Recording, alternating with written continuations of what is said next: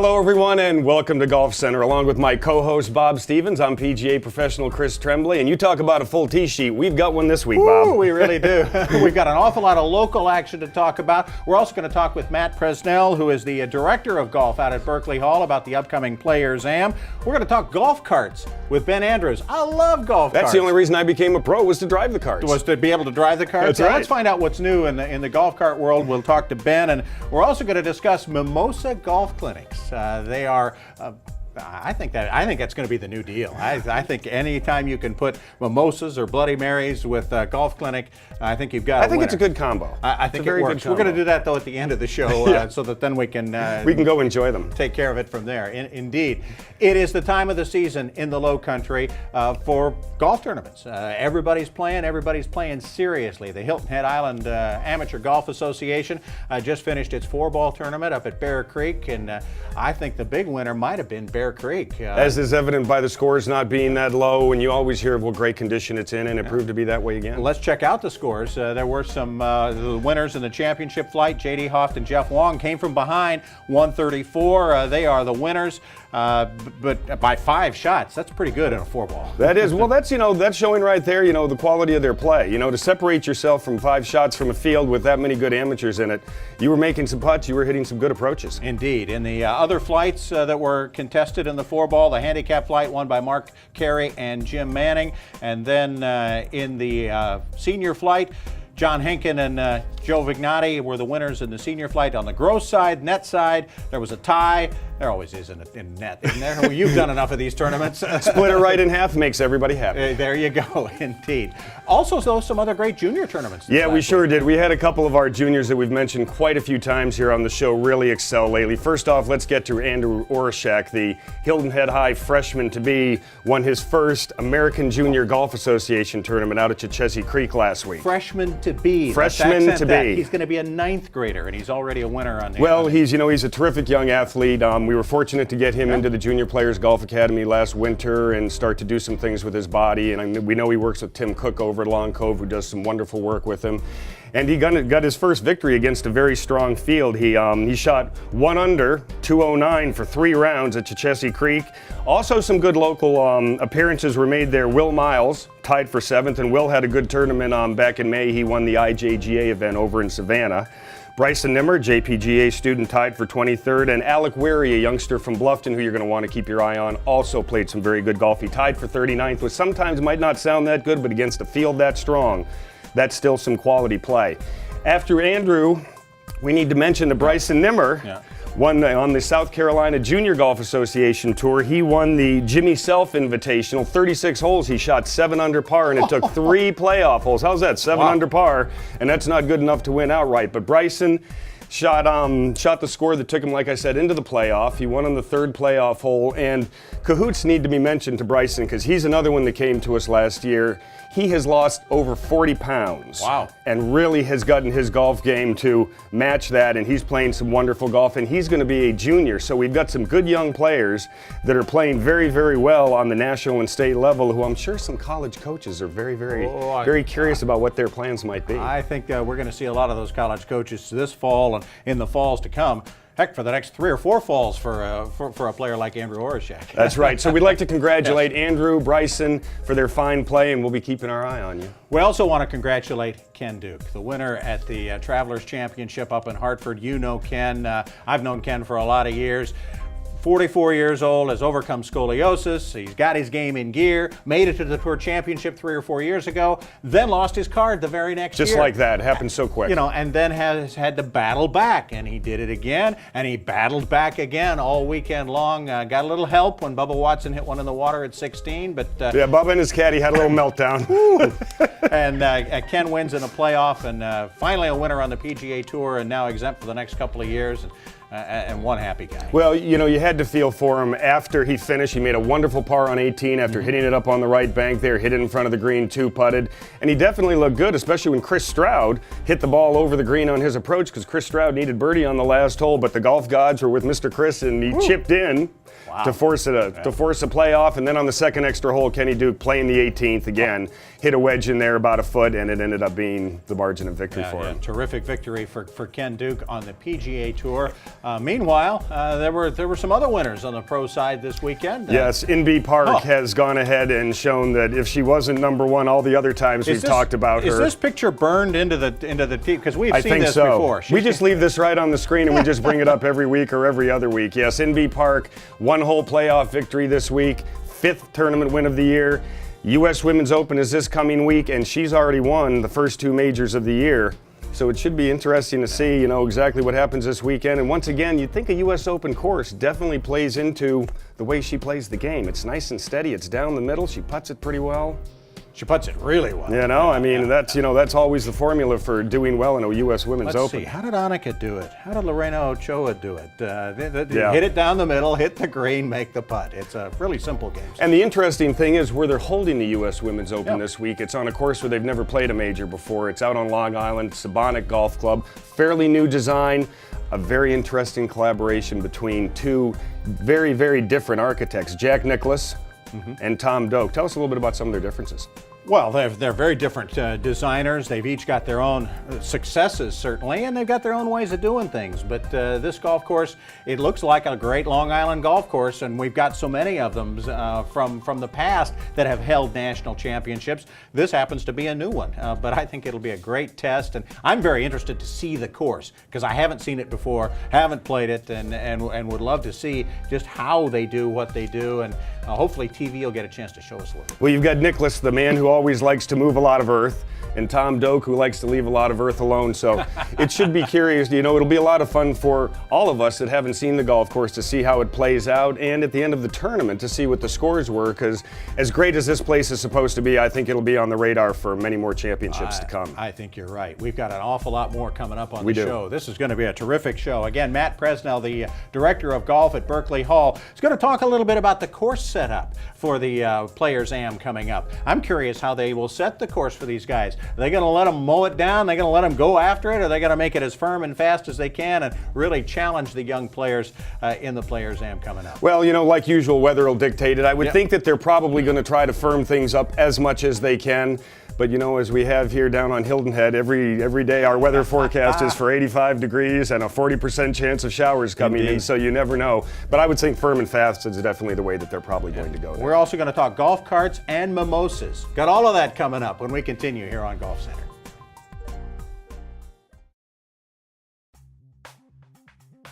Next to the RBC Heritage itself, probably the biggest tournament in the Lowcountry every year is the Players Amateur. This year being played out at Berkeley Hall, July 11th through the 14th. Matt Presnell, the director of golf, is joining us here on Golf Center. Matt, the guys got a chance to see Berkeley Hall last year for the first time. I know they loved it. What kind of changes have you maybe got in store for the course setup for the guys this year?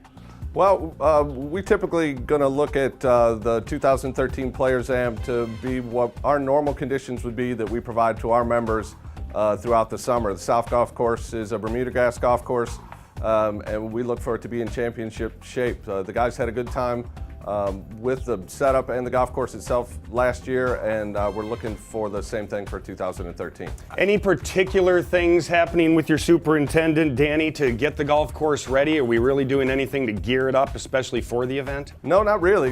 Danny's preparation will be what we would want to provide for our membership throughout the summer months, and we look for a great week. Oh, the members have got to love that. They're going to see the course the way they would play it. I think that's something that the guys a couple of weeks ago at Marion, obviously the USGA is going to mess with the course. Sure. They're going to do some things, and I think that's great. That's really a testament to the way you guys envision this tournament. Set it up the way the members play it. Obviously, they're going to play it a little longer, but the guys will get a look at it the way the members see it. Not even going to tighten the fairways a little bit? No, nothing going to be You guys have a terrific learning center at Berkeley Hall. Tell us a little bit about that and what the players in the Players Am are going to find when they come see it. Well, the Learning Center, practice facility, short game area, and wedge tee is a spot that the players will be able to utilize to kind of hone their skills. Obviously, these guys are on the amateur circuit or playing a lot of amateur events throughout the year, including the Players Am.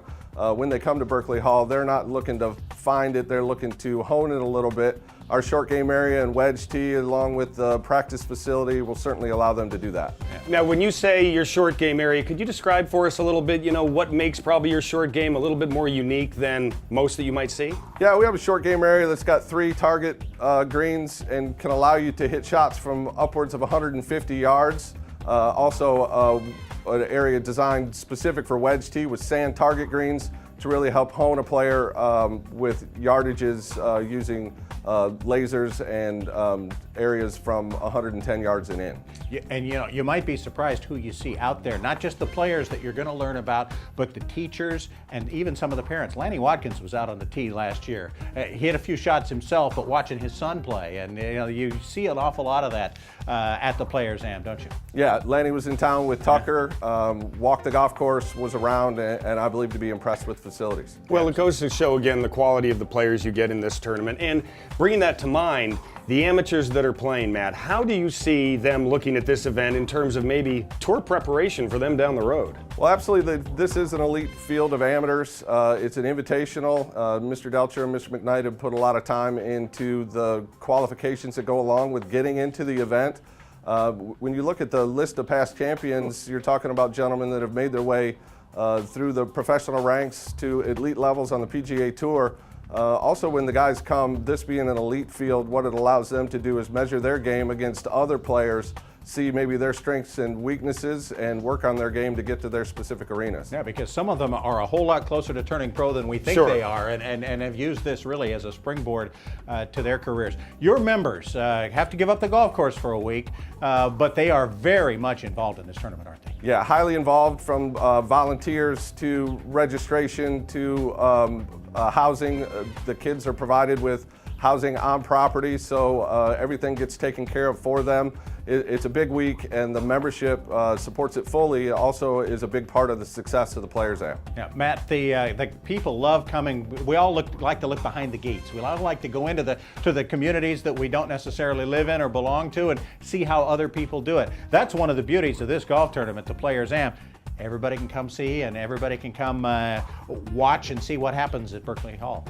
Yeah, that's right. The event is July 11th to the 14th, and spectators are welcome to come see what the Berkeley Hall experience is like, and also see an elite field of amateur golf. Free is a good word. Free is a good word to watch some good quality golf. Some spectacular golf. I mean, this is like watching, really better than even watching a college tournament, because you're watching the number 1 and 2 players. That's right, on all the good teams. Of all the good teams who play in this. And again, we've had some fantastic champions in the past. And the winner, of course, gets a spot if they choose to use it. And some, maybe not in the next year, but someday they will. Gets the big golden ticket. Indeed, to play the in the RBC RBC Heritage. That's for sure. Matt Presnell, PGA Director of Golf at Berkeley Hall, thank you so much for joining us. Thanks for having me. When we come back, we're going to be joined by Ben Andrews of Club Car right after this.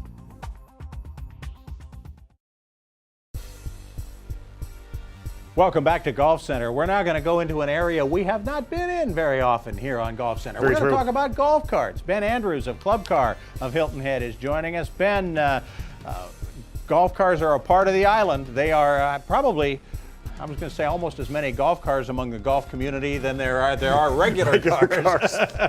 What's new in golf carts these days? Well, I mean, just about everything. That's the neat part about them is they're becoming so popular here in the Low Country, and it's really part of life. People move here, and it's a lot of times it's the first time people are actually purchasing a golf cart. They've had many cars in their lives, but never one with electric batteries. Yeah, I was going to say, do you sell them the same way that you would sell a regular car? Well, I guess so. We try to maintain maybe that level of professionalism, but as far as answering questions and trying to accommodate the needs of the people that live in the area, there are some different aspects to it. How did you get into the golf cart business? Well, it's kind of a long story, but I guess as far as the short and condensed version of it, we're a family-owned operation, and I guess I got kind of mixed in with it. My uncle is a dealer down in the Villages, Florida, which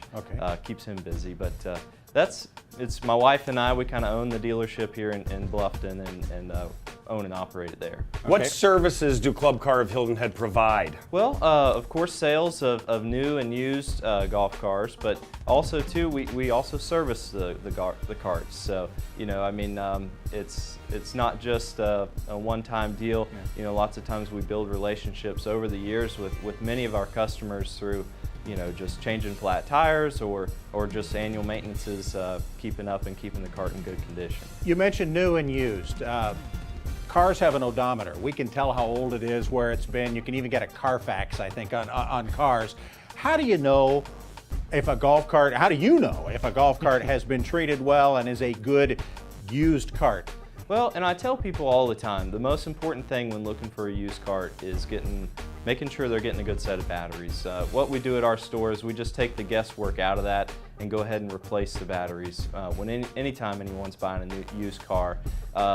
But, you know, there are other aspects to it. I tell people all the time, just take it for a test spin and see how it feels. Lots of times, you know, just a regular drive around the lot will tell you a lot about the vehicle's past. Now, as most people know with golf carts, we have electric carts, right, and we have gas carts. Do we have certain percentages we find for the person that wants to own the cart privately, if they prefer gas or electric? And as far as facilities go, what are they looking for, gas or electric, and why? Well, and now a lot of the neighborhoods require electric vehicles.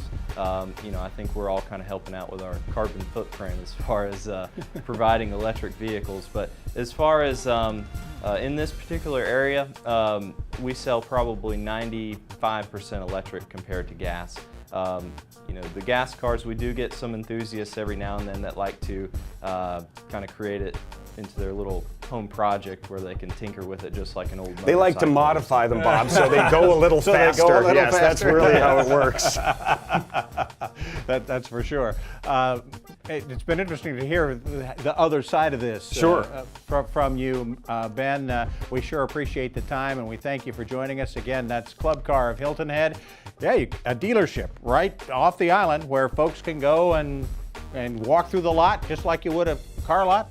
And pick out the vehicle you're looking for, because if you're going to have it, the golf cart can be lasting for a long time if you take care of it. Absolutely. So, yeah, it's definitely something you want to check out Ben and his company at. All right, when we come back here, we're going to be talking Mimosa Golf Clinics right here on Golf Center. Stay with us.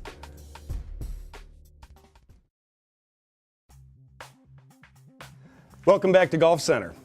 As a golf instructor, I can tell you I've tried to find many ways to be very creative with getting projects and ideas for both of my junior players and my adults. But one thing I have not done is have Mimosa Golf Clinics, and Pete Popovich at the Performance Golf Academy has found a way to do that and make it fun for everybody. Joining us today is one of his students, Cindy Badoin. Cindy, thank you so much for being with us. Oh, thank you for having me. Does that make her a Mimosan? She would be a Mimosaner golfer, okay, yeah. Something like that. Something the clinics like that. happen every Saturday morning out at Old South from 10 to 11. It's a perfect time because you know, a lot of the husbands, a lot of the guys are already playing their Saturday morning course. So go to the right. Was that kind of the idea behind that timing? Oh, exactly. All right, now we've got to make sure we're clear. Are mimosas really served? They certainly are. They certainly are. There we go. During the clinic, or is it a before or after clinic? It's a before. Before the clinic? Yep. That makes every shot a good shot, Bob. Makes every shot a good shot. Does it? Come on, Cindy. I mean, obviously it creates an atmosphere as much as anything else. Oh, it does. It does. It's a lot of fun. Pete sets up his little white dining table. It's really, really neat. He's got, you know, mimosa glasses, and he passes them all out, even with oranges. He does the whole bit. We really have fun. It kind of loosens us up for the training that he's going to do for the day.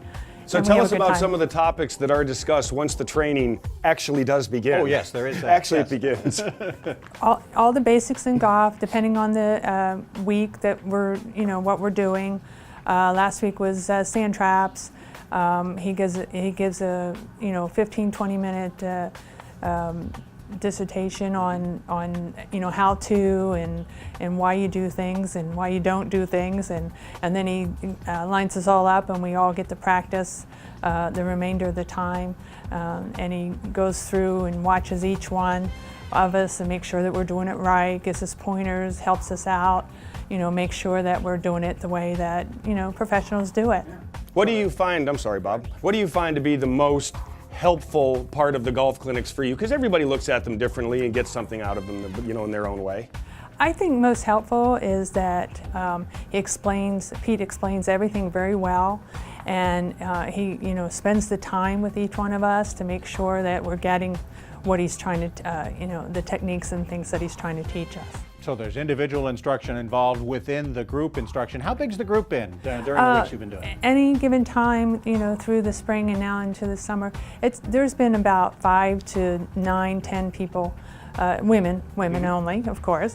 Yeah, it's been a nice group. It's not too many, it's just right, and he really spends individual time with us. Now tell me a little bit about how your game has improved since you started. We're going to kind of go at you personally here. Now we want to hear a little bit about your game. Tell us a story. Where did you start and so on? Well, I'm not an athlete at all, and just based on what Pete has taught me, I've been able to get out on the course. I've only been a couple times, but 9 holes was I think I've done very well, and it's my first time, so I'm a brand new golfer, and I just love it. I'm having a lot of fun out there. You've been hooked by the game? Absolutely. Haven't bought clubs yet, but I'm almost there.